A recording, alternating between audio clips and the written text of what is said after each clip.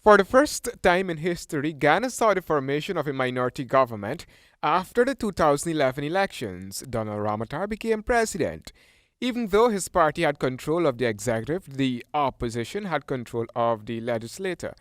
On several issues of national importance, which required national consensus, the government and the opposition failed to see eye to eye, and as the opposition prepared to table in the House a no confidence motion against the government in November 2014, the then president took an unceremonious decision to prorogue the National Assembly, wiping all matters that stood before the National Assembly. Ramotar then decided to call early elections, which were held in May of this year. He and his party lost power, but according to Ramotar, from the time the 10th Parliament began, he knew trouble was coming.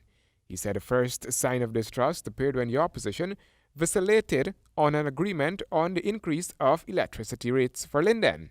And lo and behold, before the end of that sitting, the then opposition leader went out and said we never had an agreement.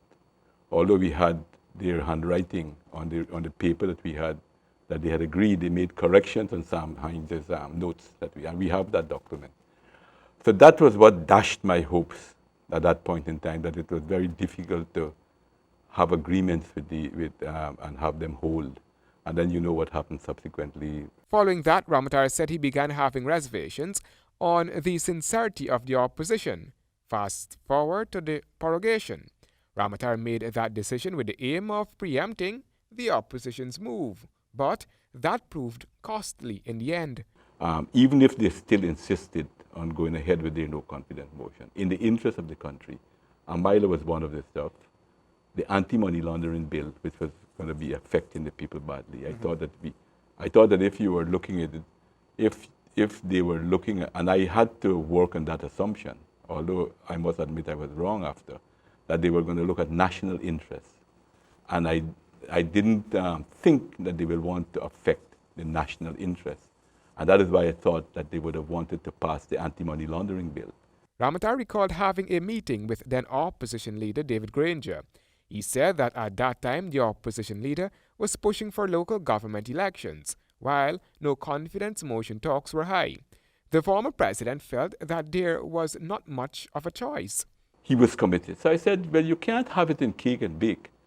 You know, we have to have, if you want to have local government elections, you got to tell me what is your attitude. If you're telling me that you're committed to support the no confidence motion, then I can't call a local government election, because what's the use am I going to call a local government elections and then the first sitting of the parliament you're going to pass a no confidence motion? It will be foolish. Ramotar does not regret the prorogation until this day. For him, though, he feels it will be premature to summarize his stewardship.